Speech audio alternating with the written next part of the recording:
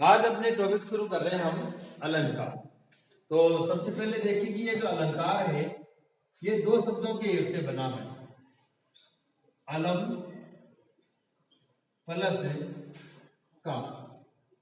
अलंकार होता है भूषण और कार का अर्थ होता है करने वाला। अब हम इन दोनों को जोड़ते हैं तो अलंकार का जो अर्थ होगा कि अलंकार का अर्थ होता है, इन दोनों को जोड़ेंगे देखो, भूषित। ये तो भूषित हो गया, अर्थ करने वाला। देखो अलंकार शब्द दो शब्दों के योग से बना है, अलम प्लस कार। अलंकार होता है भूषण और कार का अर्थ होता है करने वाला। इस प्रकार दोनों को जोड़ते हैं तो अलंकार का अर्थ होता है भूषित करने वाला। अलंकार का शाब्दिक अर्थ क्या हुआ? भूषित करने वाला। अलंकार शब्द के जो शाब्दिक अर्थ है, अलंकार शब्द का शाब्दिक अर्थ अलग अलग होते हैं, जैसे कि आभूषण, आभूषण, गहना, आभूषण, गहना, जेवर, आभरण, और एक होता है मंडन आदि। तो अगर अलंकार का शाब्दिक अर्थ पूछे तो आभूषण, गहना, जेवर, आभरण, मंडन आदि ये सब किसके अर्थ होते हैं? अलंकार के अर्थ होते हैं। तो ये चीजें देखिए, फिर आगे देखिए आप कि जिस प्रकार स्त्री की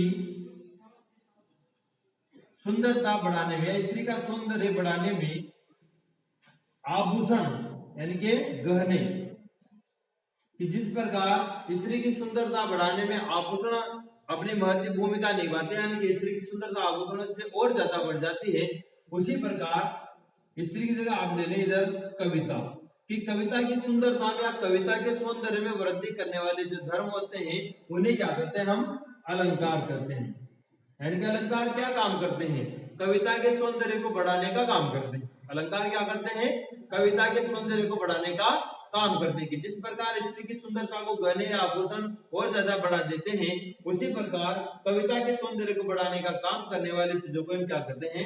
अलंकार करते हैं। अलंकार के लिए देखो आचार्य दंडी ने एक परिभाषा दी है। आचार्य दंडी कहते हैं कि काव्य शोभाकरान, काव्य शोभाकरान धर्मान च अलंकार प्रचक्षते। ये आपको ध्यान रखना है किसके द्वारा दी गई परिभाषा? आचार्य दंडी के द्वारा। तो इसका अर्थ होता है कि काव्य की शोभा में वृद्धि करने वाले जो धर्म होते हैं उन्हीं को क्या करते हैं? अलंकार करते हैं। काव्य की शोभा में वृद्धि करने वाले धर्म को ही अलंकार कहा जाता है। ये परिभाषा किसने दी? आचार्य दंडी ने। और याद करने का सबसे बढ़िया तरीका है कि काव्य शोभा करान धर्मान, यहाँ से याद रखेंगे धर्मान, ध से आप याद रखेंगे दंडी की परिभाषा है कि काव्य की शोभा में वृद्धि करने वाले धर्म को ही अलंकार कहा जाता है। फिर एक और परिभाषा दी है आचार्य केशव ने। किसने? आचार्य केशव की एक और परिभाषा है कि यद्यपि सुजाति सुलक्षणी,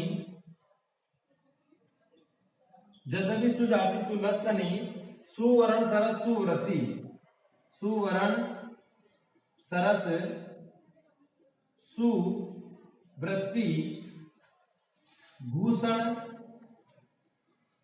विनून विराजही कविता वनिता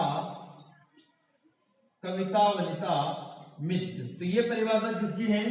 आचार्य केशव ने अलंकार के लिए परिभाषा दी है कि यद्यपि सुजाति सुलक्षणी सुवर्ण सरस सुवर्ती भूषण विनून विराजही कविता वनिता मित्र। कविता का मतलब तो काव्य है और वनिता का मतलब है स्त्री।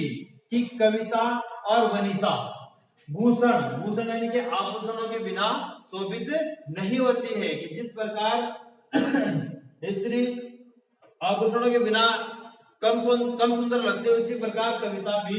आभूषण का मतलब स्त्री के लिए तो क्या है? आभूषण है। और कविता के लिए क्या है अलंकार, कि कविता भी अलंकारों के बिना शोभित नहीं होती है, जिस प्रकार स्त्री आभूषणों के बिना शोभित नहीं होती है। तो ये हमने देखा कि अलंकार शब्द दो शब्दों से बना है, अलम प्लस कार। अलंकार होता है भूषण, कार का अर्थ होता है करने वाला। इस प्रकार अलंकार का अर्थ हुआ भूषित करने वाला। फिर आगे आपने लिखा कि इसका शाब्दिक अर्थ होता है आभूषण, गहना, जेवर, आभरण, मंडन आदि। फिर देखिए आप कि जिस प्रकार स्त्री की सुंदरता बढ़ाने में आभूषण अपनी महत्वपूर्ण भूमिका निभाते हैं, उसी प्रकार काव्य की या कविता की सुंदरता कौन बढ़ाते हैं, अलंकार बढ़ाते हैं। फिर दो आचार्यों की हमने परिभाषाएं देखी। पहले आचार्य के दंड की है कि काव्य शोभा क्रांत धर्मांच अलंकार प्रचक्षते, काव्य शोभा क्रांत धर्मांच अलंकार प्रचक्षते। तो धर्मान से आप याद रखेंगे दंड की परिभाषा है, अर्थात काव्य की शोभा में वृद्धि करने वाले धर्म या अलंकार कहलाते हैं। फिर दूसरी परिभाषा आचार्य केशव की कि यद्यपि सुजाति सुलक्षणी सुवर्ण सरस सुवर्ती भूषण बिनु ने विराजे हैं कविता वनिता मित्र, की आभूषणों के बिना स्त्री का सौंदर्य जिस प्रकार शोभा नहीं देता, उसी प्रकार अलंकार के बिना काव्य या कविता का सौंदर्य भी शोभित नहीं होता है।